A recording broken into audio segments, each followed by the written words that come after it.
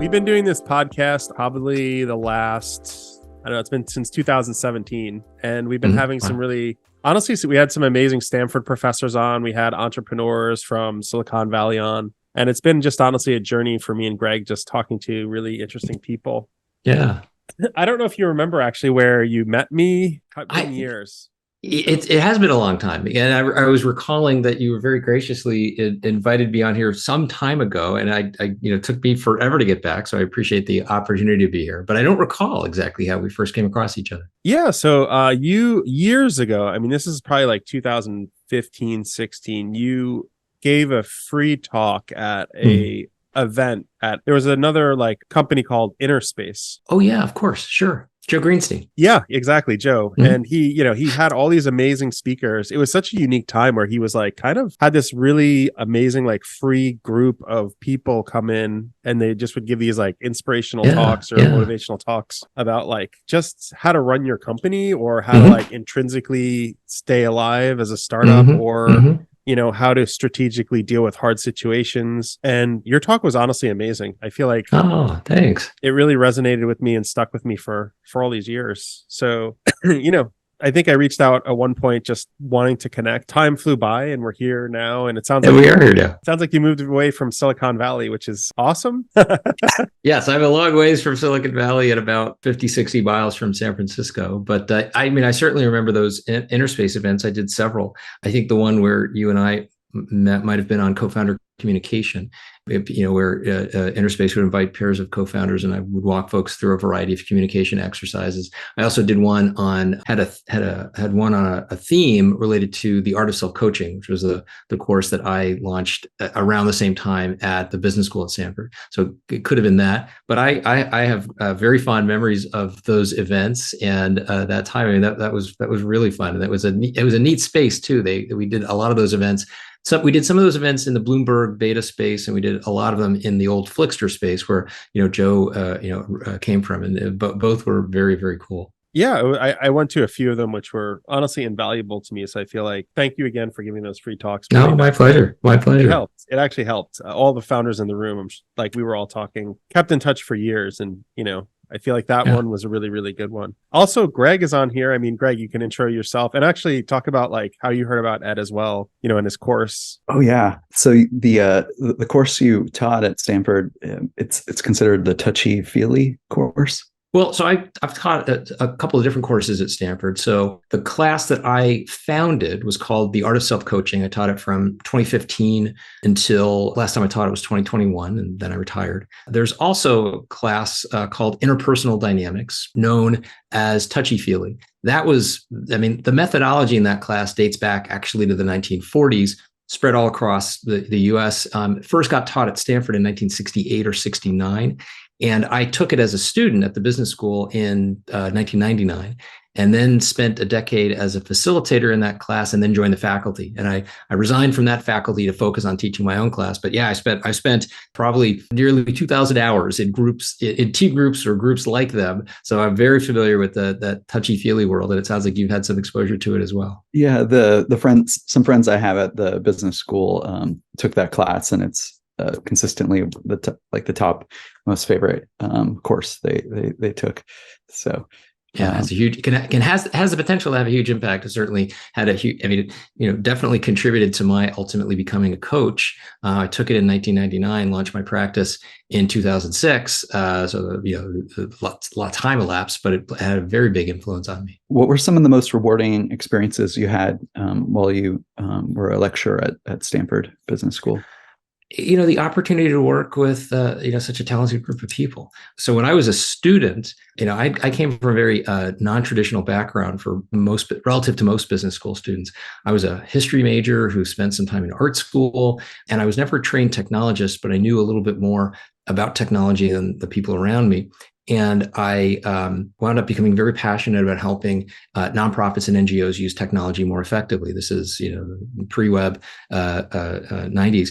And I realized that the business school at Stanford could be a great place to do that, great place to pursue, a mission-oriented venture that would involve entrepreneurship and technology.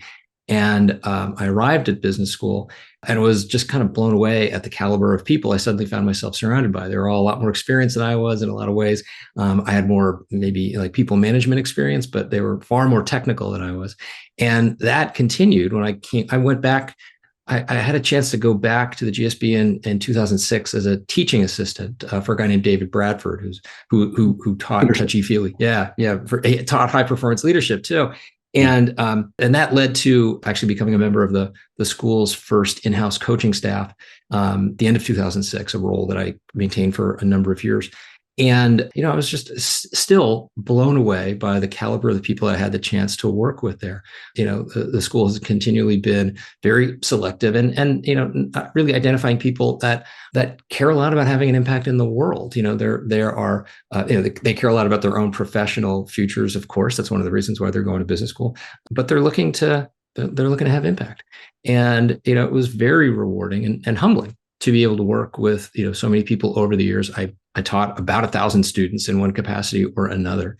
Have been lucky enough to stay in touch with a number of them. They were really, really wonderful people, and it was very inspiring to me, especially as I got older. I'm not a parent, and I didn't view my students as my kids, but it was clear to me that one of the reasons why I kept teaching as long as I did, even though it was very time consuming, and I never lived close to Stanford, it was an opportunity to stay in touch with people at a different stage in life, which I found really rewarding. What do you think that Professor Bradford saw in you that caused him to give you a chance to help?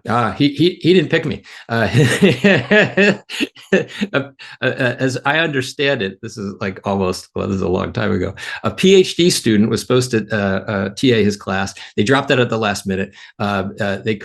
They didn't have a replacement lined up, and somebody knew that I was around and available. I had actually at that point, I had applied to become a facilitator in the what was called the group facilitation training program that got people facilitating in the interpersonal dynamics course in touchy-feely.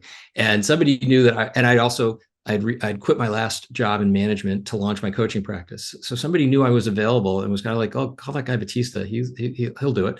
I did. I mean, I think they paid me $400 or something like that. And it was an initial opportunity to really be present and participate much more fully in the growth of like a whole host of really interesting programs there. This was, in that era, 04, 05, 06, the former dean, Garth Saloner, was chairing a task force that was going to reinvent the curriculum. They were launching the new curriculum in that era.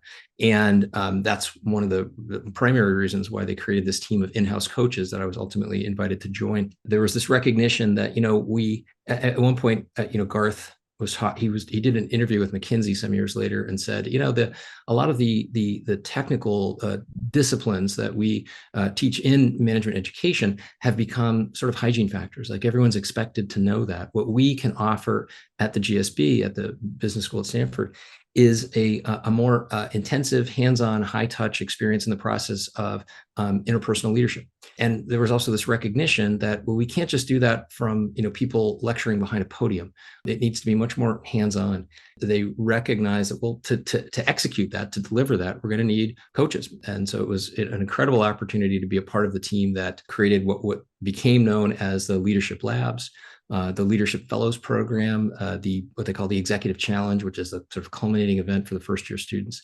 And so I was really privileged to be a part of this large group of people who were involved in this multi-year effort. And these days, all that stuff is sort of taken for granted at the business school. I imagine that it's been there forever.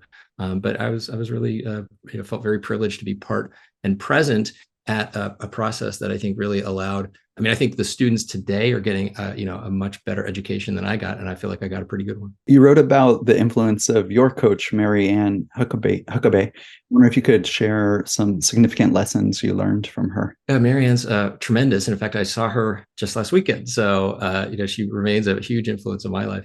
So I met Mary Ann when I was a student at the business school. She was my interpersonal dynamics faculty member. So I met her in the fall of 1999. I had a great experience in that class, great experience working with her. After business school, I actually got the sort of dream job that I had written about in my application to business school. I was hired by a consortium of big technology companies that wanted to have a sort of a positive social impact, some philanthropic funders that invested in infrastructure, a variety of people who are sort of doing that work on the ground, helping NGOs use technology more effectively.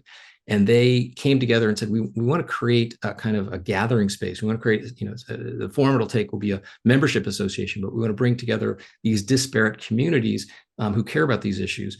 And I was tasked with taking the initial plan and some seed funding and turning it into a real organization. And I'd been really passionate about this. This is something I cared about a lot. And so I came into that job thinking that it was my job. It was my responsibility as the leader to come up with all the best ideas and champion them very aggressively. But predictably, that got me into some conflicts with my board. I had a mentor on my board, a guy named Vince Staley, who I'm still in touch with, who's played a big role in my life as well. He, in a very gracious way, said, "You're a talented guy. You have some rough edges. I encourage you to invest in yourself and go get a coach."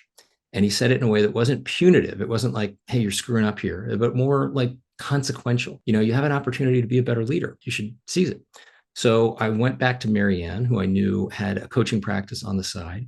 And I said, "Would you take me on as a client?" She said, yes. And one of the biggest lessons that, I learned in my work with her was to sort of more clearly understand my definition of leadership and how I was inhabiting the role with that mindset and how it wasn't helping me.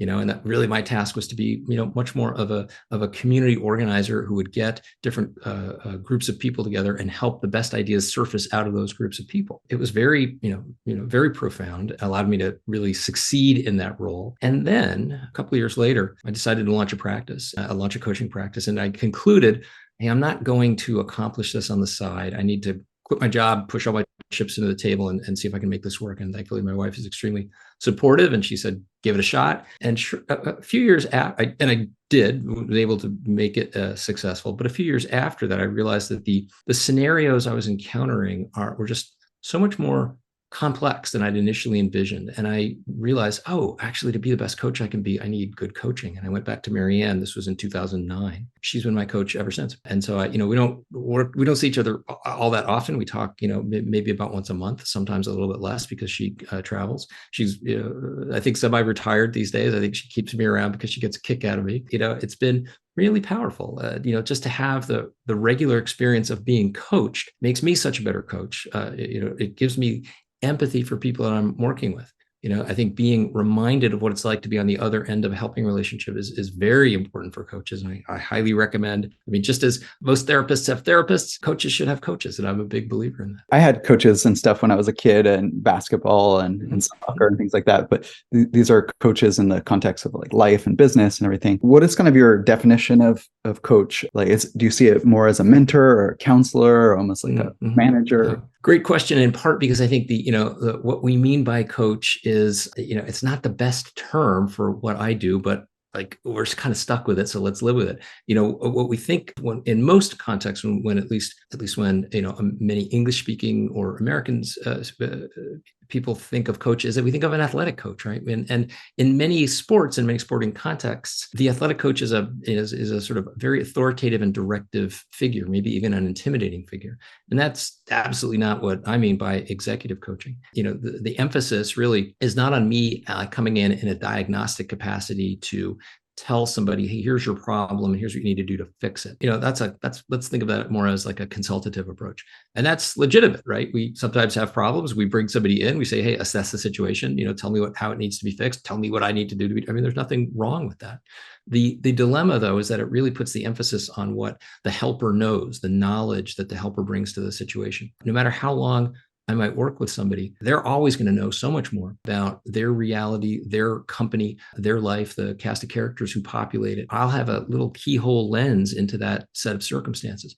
And so it would put the emphasis on my ignorance if I were to just come in and say, hey, here's some advice. Instead, what coaching means to me and what I try to emphasize in my work is I'm going to try to get to know the person in a way that enables me to ask the most important questions, which will surface the information that they already have. Doesn't preclude offering advice or opinions. The most common profile in my practice is a technology company CEO, and there are certain reliable dynamics that a person in that job is going to experience. the executive team in a mid-stage technology company is going to evolve in a certain way. So it's not as if I'm sitting back here saying, well, I've seen this movie before, I know exactly how it's going to end, let me tell you what the situation is. But there are a set of issues like that where I have some insights about what's likely to happen in a group, in a structure like that, and it can offer some advice and opinions drawn on work with other clients in similar circumstances or on some relevant research, and I'll offer that information to the client. I will be very careful to frame it and say, hey, this is an advice, this is an opinion, this is some advice based on work I've done with similar people in similar circumstances, so take it with a grain of salt. And I'll do so in a way that hopefully illuminates the fact that I should be asking more questions as opposed to just, offering opinions. I recently read a book called The $1 Trillion Coach by Eric. It was about Bill Campbell, and he's unfortunately no longer alive. But actually, after I read that book, I thought, I wish I had gotten him as Mike. But he had like a particular approach. Like, for example, he wouldn't be taking payments for his work. He was almost just doing it in a volunteer, missionary fashion. And he helped Google get started and other really big companies. I'm curious if you had any contact with him, and then also who do you see as the best coaches out nowadays? Yeah, no, I didn't know Bill Campbell. I know people who knew him, and so I've gotten the sense of the the kind of person he was and the impact that he had on people. I've been incredibly blessed with a very long list of mentors and going back to teachers and people who took an interest in my growth and development. And what I found when I began exploring the field is I was met with a lot of generosity. A lot of people were extremely giving of their time and knowledge, in part because I think there's no clear entry path into the profession. You kind of just have to, hack your own way into this world, and you need help to do that. So everyone who's done that, I think, owes a debt to somebody who helped them before. That's certainly the way I feel. I try to be, there are limitations on what I can do, but I try to be generous. My time with novice coaches and at least make some information available to them that might be relevant. Some people who had a big impact on me. I mean, one is there's a woman named Carol Robin, who was a colleague of mine at the business school. She and I taught interpersonal dynamics, touchy-feely together. They worked together also in the context of the Leadership Fellows program. And she's gone on. Now she, among other tasks, she runs a group called Leaders in Tech, which offers T groups to technology founders. Carol and continues to coach, but I think really has emphasized her work with T groups. She's just a phenomenal person who's had a huge how I see coaching, how I've kind of grown and developed over the years. Another guy who's had a big impact on my life is the name Scott Bristol. He also taught interpersonal dynamics. He's still teaching, but I think semi-retired, lives in Austria. He was very instrumental in helping me kind of see how you can really be very thoughtful about bringing research from a variety of disciplines into this work. I mean, a lot of it is very experiential. We're not just sort of reading research papers, but Scott was very research driven and had a big influence on my thinking. I've already mentioned David and Marianne. There's also a woman named Evelyn Williams, who was very instrumental in establishing this team of coaches that launched these Leadership Fellows and Leadership Labs programs. She kind of assembled that first group. She had done some work very similar previously at Chicago's business school, now known as Booth. These days, she's teaching at Georgetown, I think, in some very similar work. So she influenced me less as a coach and more as a kind of thinking about experiential learning and how you provide an education in a discipline like this to a large group of people and get them really kind of excited and involved in the material. A couple of people I also would be remiss in not mentioning. There's a woman named Andrea Corney. She's both a GSB alum and a coach and a faculty, and still is a faculty member at the business school. She was extremely generous with her time.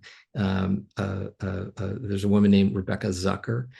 She was also very generous with her time when I was getting started in coaching. She is the founder of a coaching firm called Next Step Partners, also happens to be a Stanford Business School alum, and also a woman named Ricky Frankel, who is an executive coach and these days a lecturer at the business school as well. Andrea, Rebecca, and Ricky were really, really gracious in, because it was probably about 2005 when I started researching and exploring what does it take to become a coach. I was actually very surprised. My expectation was that there would be more people who, came out of a psychological background, My dad was a clinical psychologist for 50 years. Obviously, there are parallels between the disciplines, and I assumed, not knowing that much about the sort of coaching training world, that more people would have come out of that background. It's actually less than I anticipated. It's not that it never happens. And what I've learned since is, to really appreciate the difference between coaching and therapy, and recognize, hey, this is an adjacent discipline, but quite distinct. That so many coaches, took a path similar to me, came out of an operating background, with some kind of experience in organizational leadership, understanding the interpersonal issues related to it. That's where Ricky, Andrea, Rebecca were just, incredibly helpful in showing me the way, and in giving me the confidence to actually, take the leap into launching a practice. If you compare like a therapist or psychologist to like a coach, would you say it's that the things that you prioritize, or the sort of the strategies you teach, it's much more like mission driven, like get stuff done? Or how would you kind of compare the two? I think that's such a challenging question, because I think it's very easy to be extremely reductive and to oversimplify it. And most responses that I've heard leave me kind of feeling unfulfilled. I'm like, that doesn't feel like it's quite it. It's certainly the case that they are radically different in some fundamental ways. And I want to emphasize here, I'm talking about how I approach coaching. I'm not trying to speak for all coaches here, but I mean, there's certainly an emphasis in coaching on some aspect of, let's call it intrapsychic work. What's going on internally? How are you thinking and feeling about various things?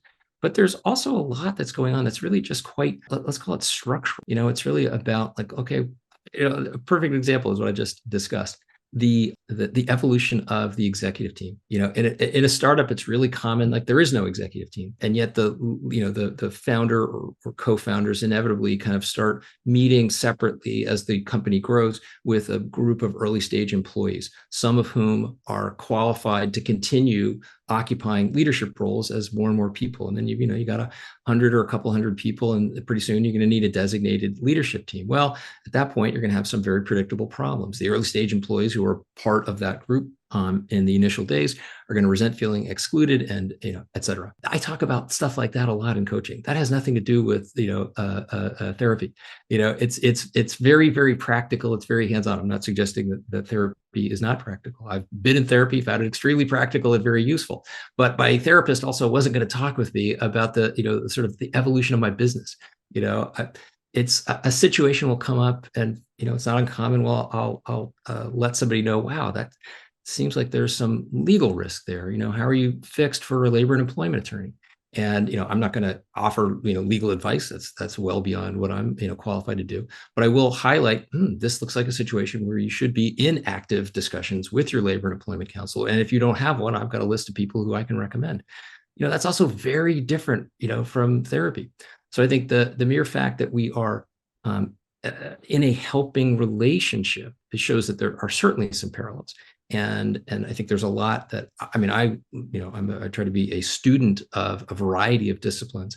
I read a lot about social psychology. I read a lot about neuroscience.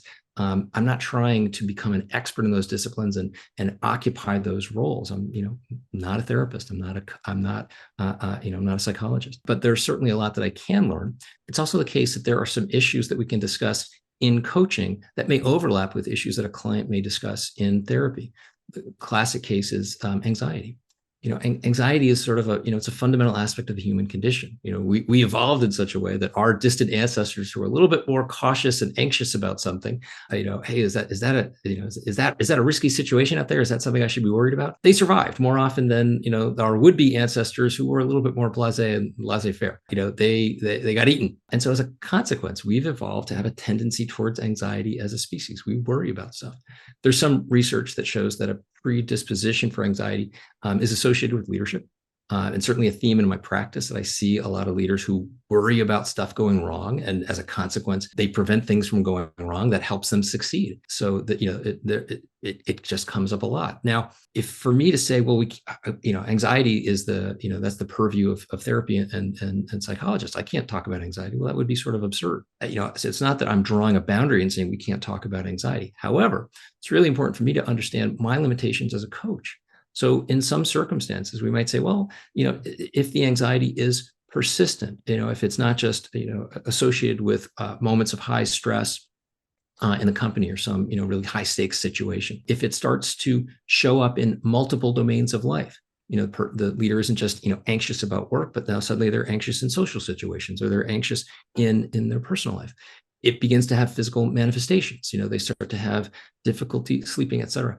I mean, then we're entering the territory where this could be a clinical disorder, and they're going to be better served by getting help from somebody who's got a much broader range of tools and training at their disposal, including medication. And so I'm very careful to say, look, let's, in this example, if anxiety comes up, we're going to talk about it.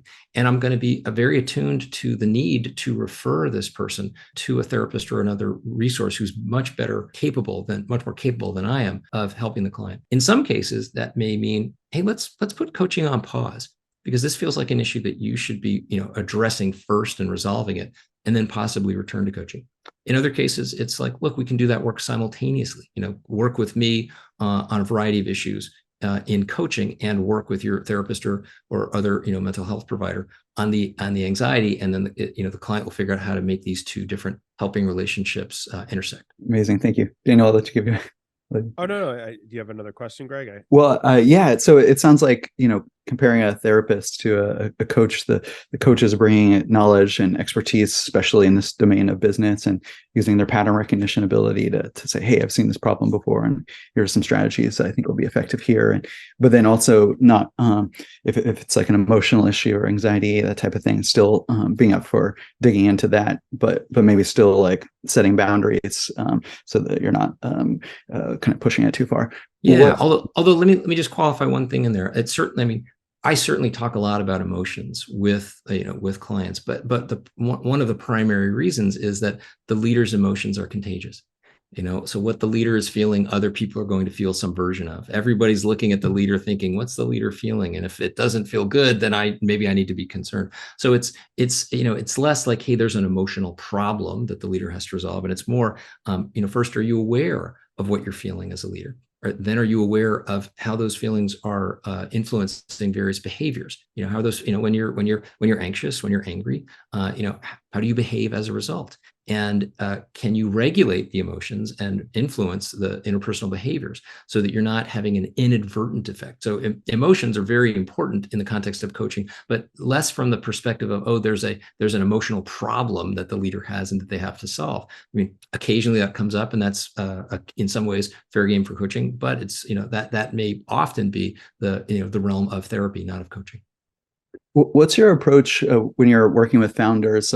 It's sort of known that founders can sometimes like experience like depression and even like suicide and things. What's kind of your approach on that? And I'm curious in part because I have like a family member that has been like depressed and like dealing with that sort of thing. Well, I would actually in my experience, depression has been very rare. I very rarely, anxiety is very common, both because it's, I think, a more common aspect of the human experience. And I think it is more associated with leaders and founders. Again, leaders and founders are like worried about a bunch of things going wrong. And so they exert a lot of energy and attention to what might go wrong and how they can fix it and prevent it. And of course, our leaders and other successful people, sometimes subject to depression. Absolutely. And yet it occurs very rarely in the context of my practice. I've seen it far less frequently than I have some form of anxiety. And of course, there's the kind of ordinary human form of anxiety, which is something that we can talk about in coaching. And then there's, let's call it clinical anxiety, where that's beyond the realm of coaching, and that's where I'll refer someone to a therapist or some other mental health provider. Similarly with depression. We can talk about depression. That's a very elastic word. What are we really referring to? If it's just a matter of like low mood or low motivation, technically I wouldn't necessarily call that depression, even if we associate it similarly. What's actually kind of common in my work is often, founders and people in other very successful roles can sometimes feel sort of trapped in the job. Occasionally that's a matter of economics, like, hey, I've got a bunch of bills to pay, but it's more often, I've made certain commitments and I feel a degree of obligation, to my employees, to my investors, to other stakeholders, and I can't walk away. And I don't it's not as if I want to escape, but some days that feels actually quite burdensome. Oh, and guess what? I can't really talk about that with most people. Can't talk about it with these stakeholders, investors, or employees. And I can't even really talk about it with many of my friends and family, because they'll say, "What are you talking about? You have this great job and you're crushing it," so to speak.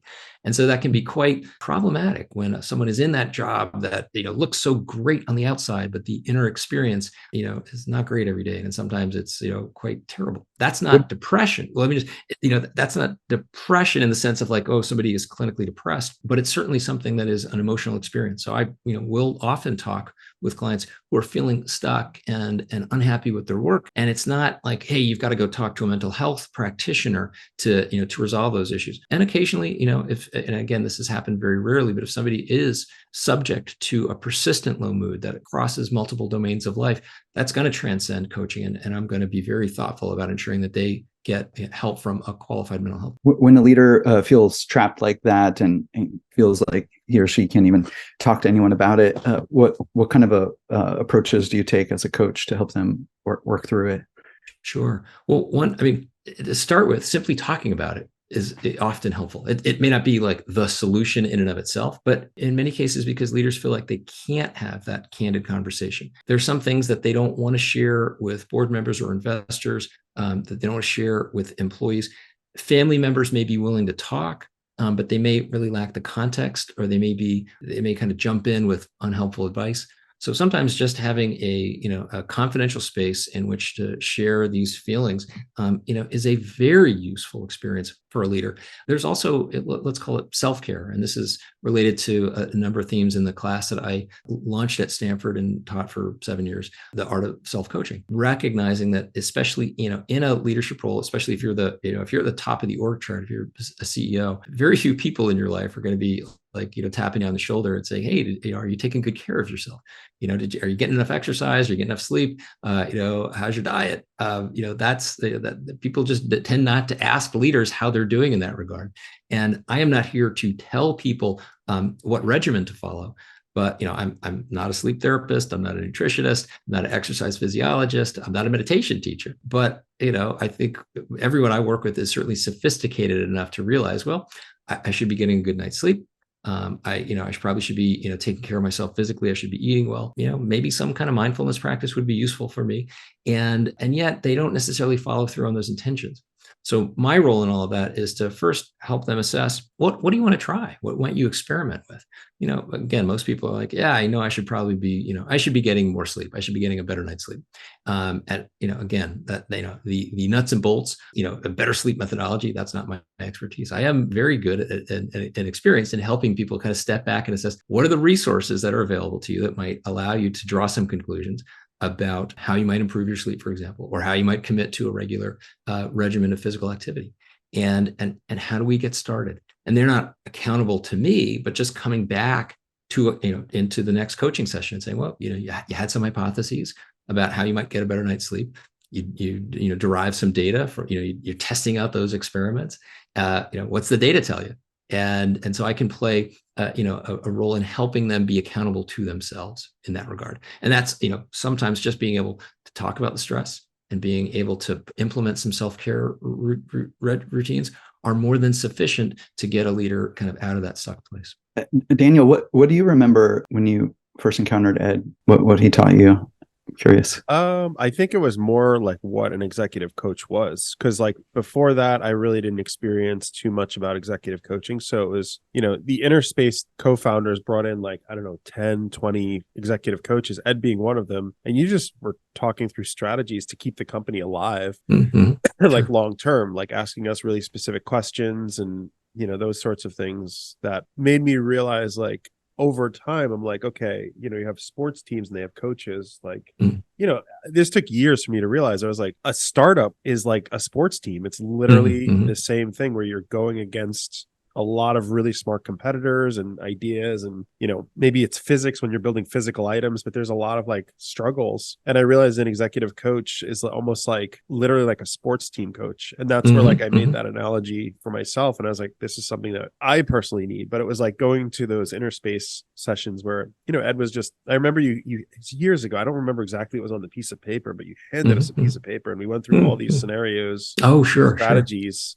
And it wasn't just a quick thing. I think we were there for like 3 hours or something like that, where there were just, it was like 15, 20 founders in the room, and we were all kind of discussing problems.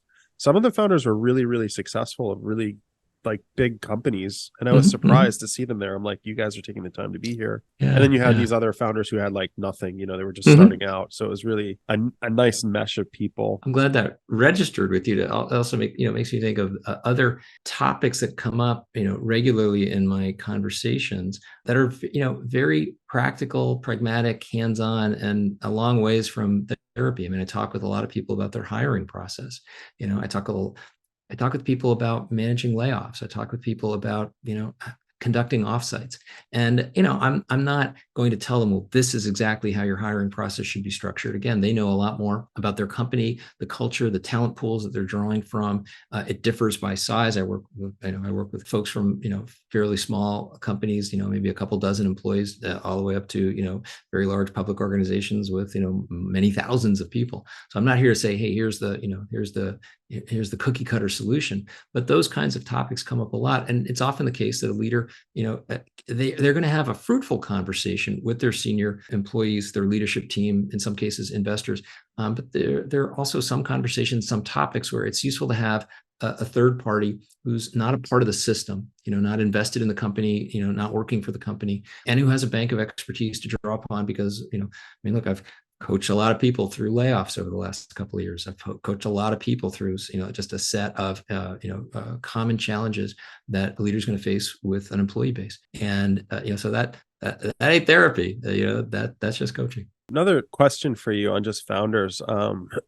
So, this comes from Y Combinator, and you could tell me, like, you could give us an answer on what you think, but like a lot of what Y Combinator thinks, and a lot of these smart investors think is being a solo founder versus having multiple co-founders in a company. The Y Combinator way, it's not always this way, but they like to see groups of people get together of like 2 to 5 and like start a company together, because psychologically it creates like a mix where they're relying on each other and pushing each other, and there's like this emotional balance. What would you say, Ed, like over all these years, creates the most success for like a company when you're coaching like either a team or a founder? Pieces of it that might work more often than not.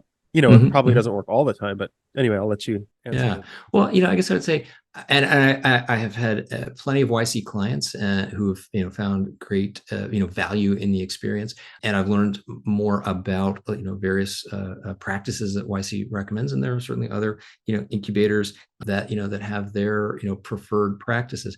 I don't believe there's one single playbook. I mean, if there were, the market would have determined it. Instead, I think there are some whatever structure you adopt, there are a set of tools and interpersonal practices that you need to develop. I work with a lot of people who are a member of a founding team. Just a universal theme is that there become, some friction involves among members of that founding team. It's often the case that the co-founders, they have a good relationship. That's why they became co-founders. There's some degree of, even if they aren't like, best friends from elementary school, occasionally that is the case, there was some requisite degree of trust that enabled them to say, hey, I trust your judgment. I trust your intentions. Let's work together. Things change. The roles evolve. It's very like one common dynamic is, among the founding team, it's just almost always the case. One person is going to be designated the CEO. And that can happen for any number of reasons. A person has a little bit more business experience or a little less technical expertise. They may just be a little bit more aggressive. They want it more. They may be a more dynamic and charismatic figure. Whole host of reasons. However, it still feels like a group of relative equals. Hey, we're all just the co-founders. Well, as the company grows and succeeds, a very common pattern is that the CEO becomes a much more prominent figure. They tend to command higher levels of comp, even if everyone agreed on equal, splits at the beginning. They tend to get more attention. They are figured in the media and they get on magazine covers and so forth. It's not that the other co-founders become, irrelevant, but they tend to occupy a lower status niche. It's the way we look at CEOs.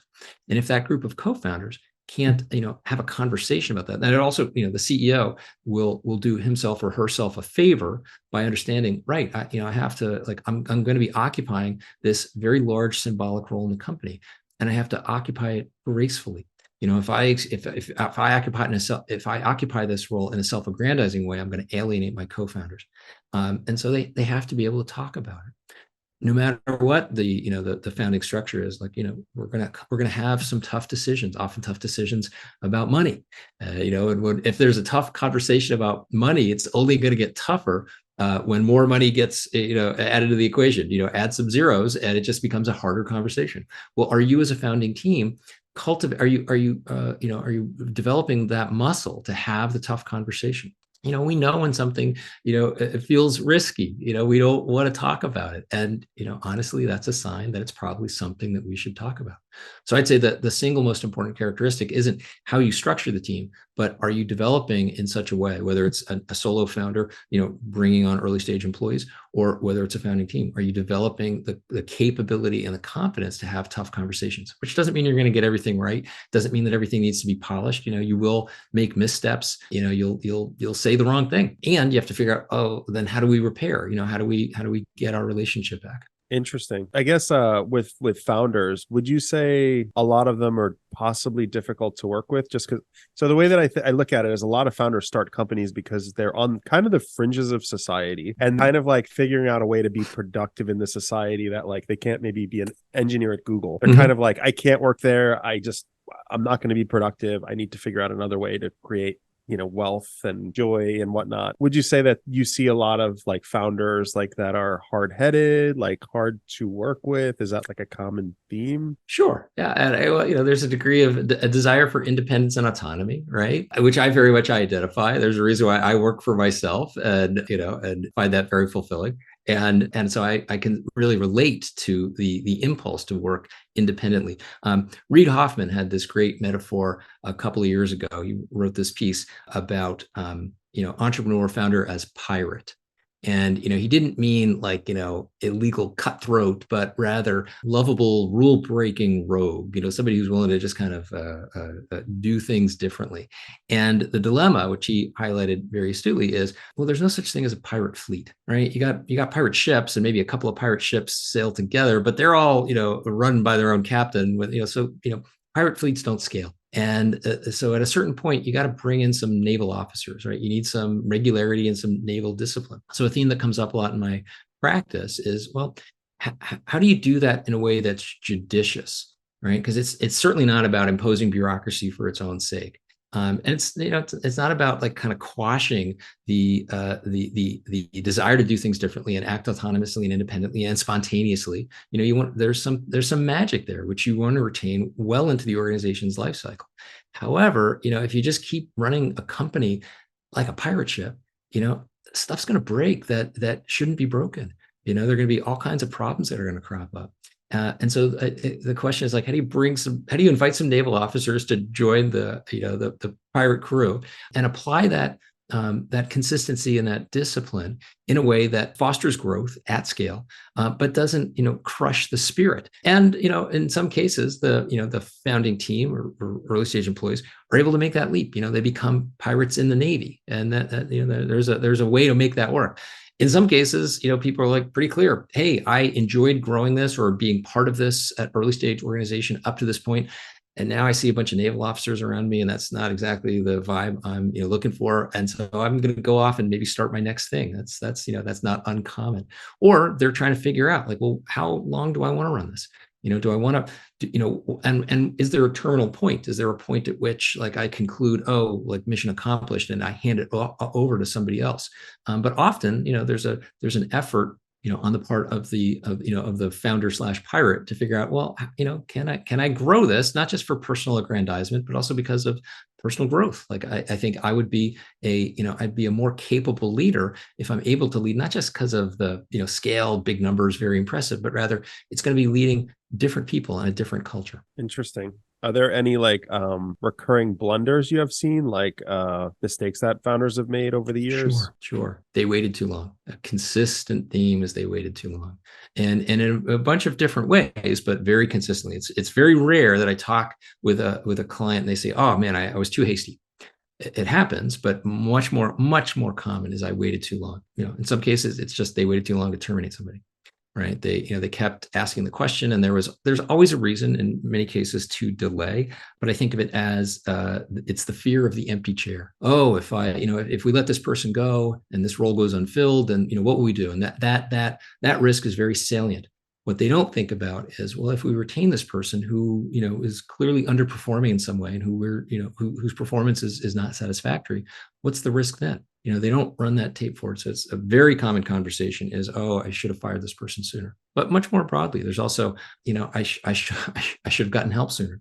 I should have retained my first executive assistant or chief of staff.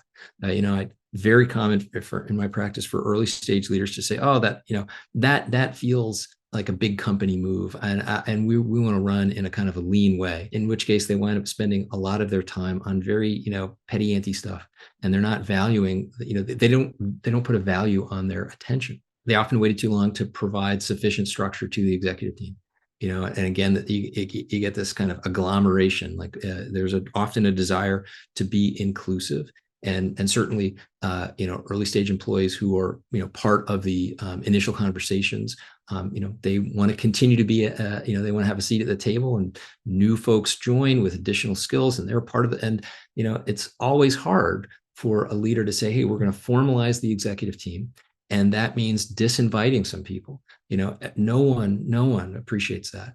I shouldn't say no one. Very rarely. I have had clients who said, "Hey, I actually had a co-founder who was, removed from the executive team, and they're delighted because now they can just go back and do the IC work that they, most enjoy. They don't have to be at all these management meetings."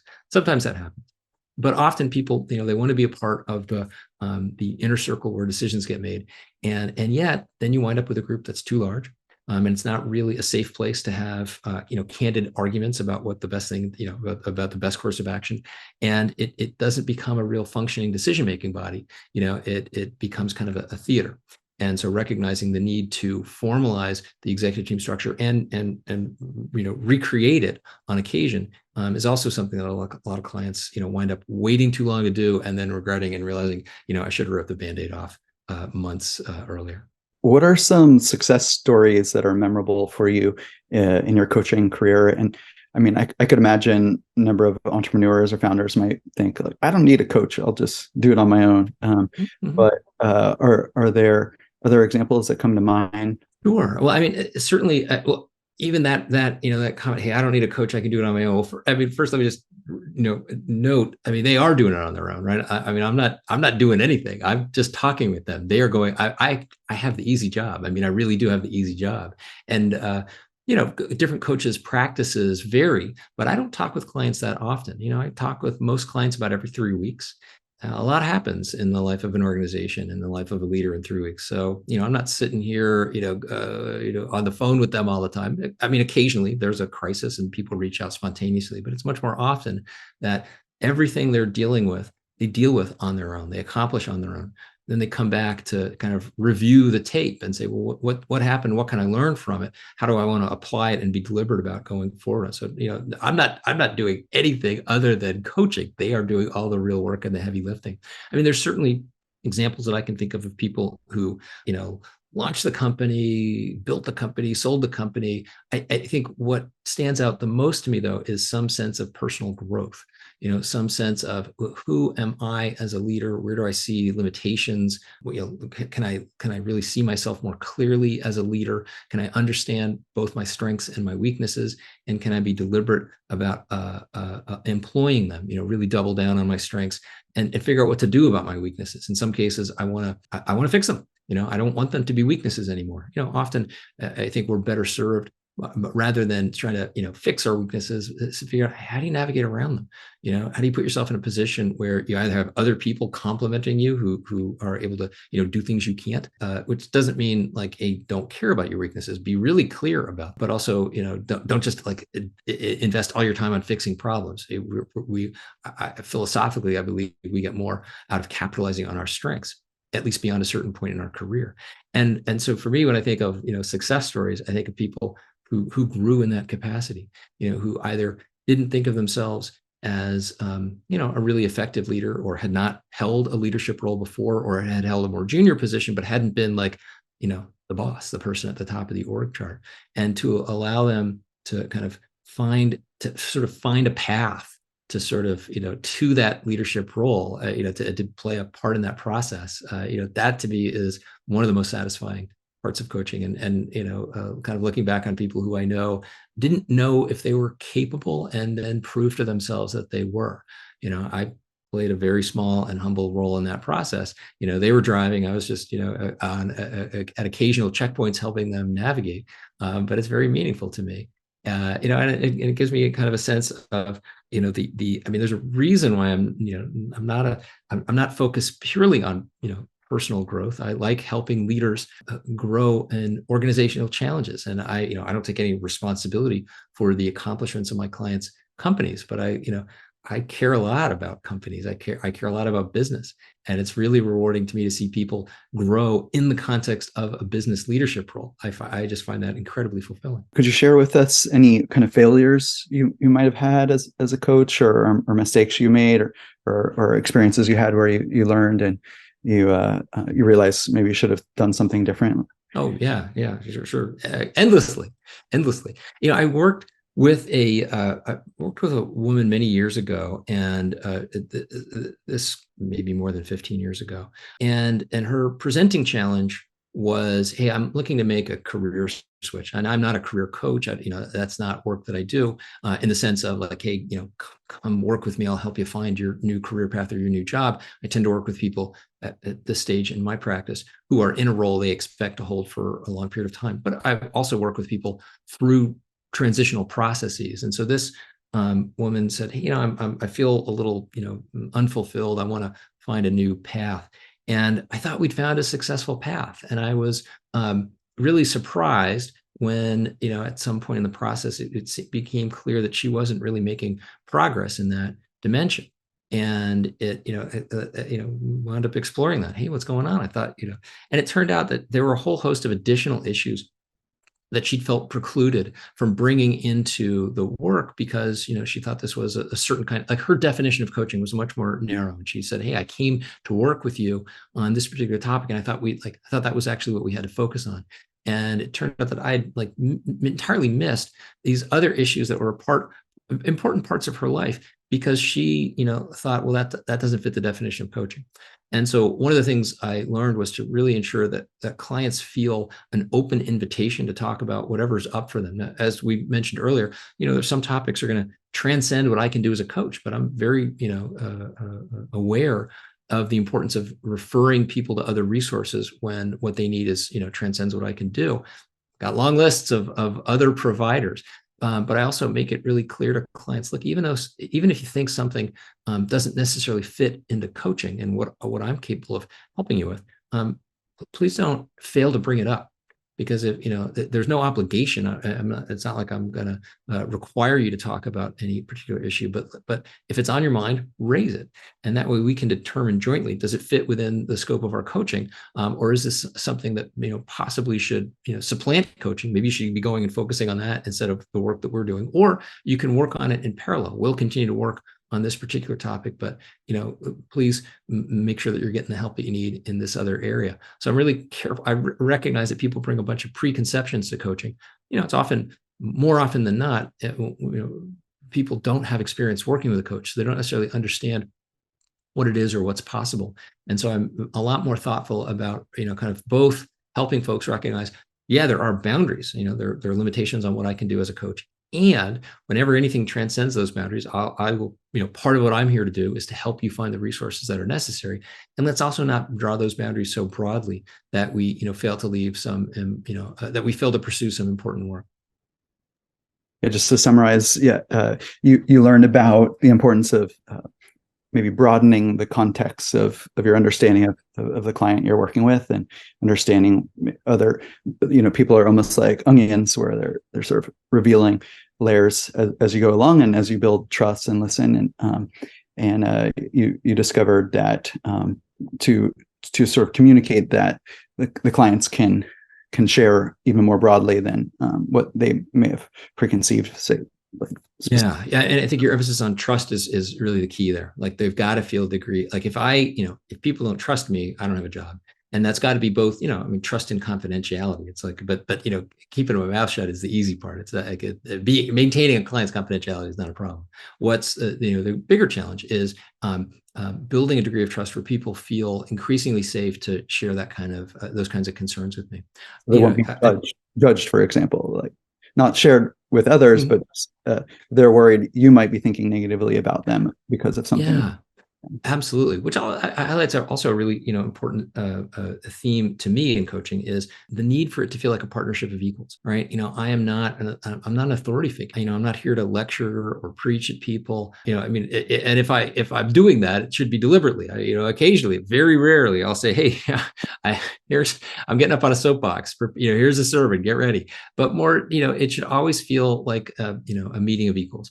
Someone shouldn't feel like they're having to be lectured at by an authority figure. And I'm also not a subordinate. Most of my clients are CEOs, and so they're used to most of the people they interact with in a given day are their subordinates. That's also not my role. So, if we ever come away from a coaching conversation and it doesn't, first, it better feel like a really good use of time to both of us. And it should feel like it was a partnership of equals. That that the essence of the coaching relationship is that it's got to feel like a partnership. I think that is foundational to ensuring that we're getting the most out of the time. Awesome. I know we're up at the top of the hour. This was actually amazing, and I guess any parting words for any entrepreneurs or leaders who are listening to the podcast?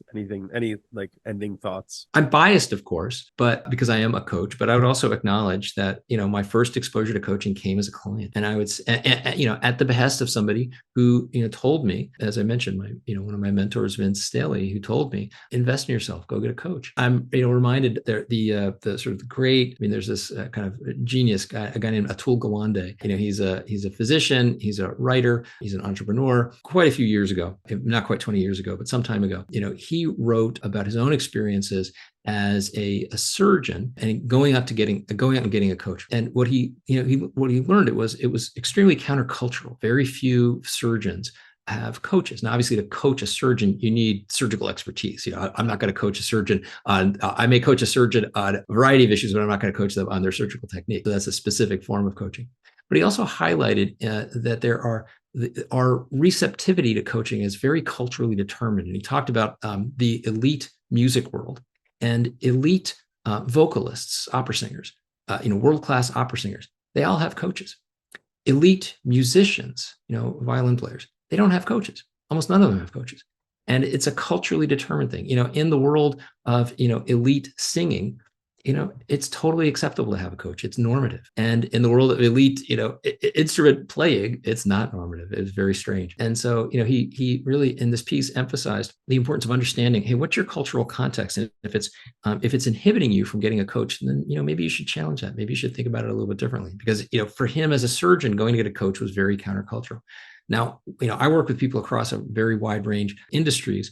The most common profile in my practice is the, technology company CEO who often has some connection to Silicon Valley. Well, in that world, coaching is normative. It's almost, if you don't have a coach, if you're in that job, people may wonder, why don't you have a coach? But I work with people from lots of different industries and different parts of the world. I think it's in those settings, coaching is less normative and often seen as something a little weird. And so people can be understandably a little cautious. And if you find yourself in a setting or in an organizational or industrial context where coaching is looked at askance in some sense, well, I think you can certainly be thoughtful about it. You don't want to pursue coaching in a way that sort of puts you at risk. But I hope people don't prevent themselves from availing. I hope people don't stop themselves from availing themselves of this resource, because I do think it can be quite profoundly life-changing. And I say that as someone who started out as a client. Awesome. Well, thank you so much, Ed. This was amazing and insightful. Yeah, I really appreciate you being on, and it was really honestly awesome just hearing your thoughts on everything. My pleasure. I learn every time we talk, so it's very, very awesome. My pleasure. I was thrilled to be invited, and I really appreciated the questions and the fact that you guys have obviously done some homework. So that's that. I really feel flattered by that, and thank you very much for the time. So Daniel, Greg, really great to be talking with you. Thanks a lot, Ed. Thank you again. Awesome, Ed. All right. Okay, take care, you guys. We're gonna sign off. Thanks so much. Bye-bye.